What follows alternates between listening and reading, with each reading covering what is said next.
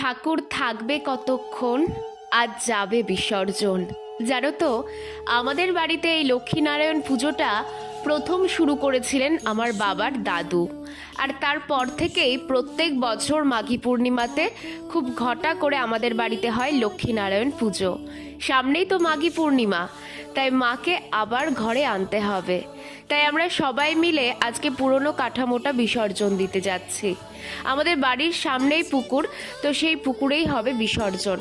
এই সময়টাতে না বড্ড বেশি ইমোশনাল লাগে।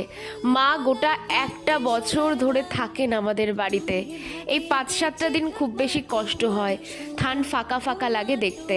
তবে মন খারাপ করব না, আর কদিন পরেই তো মা আবার আসছে। এই যে বিসর্জনের আগে 7বার পাক ঘুরে নেবার পর মায়ের ভাসান হয়ে গেল। আবার এসো মা, সকলকে ভালো রেখো, ভালো থেকো তুমি।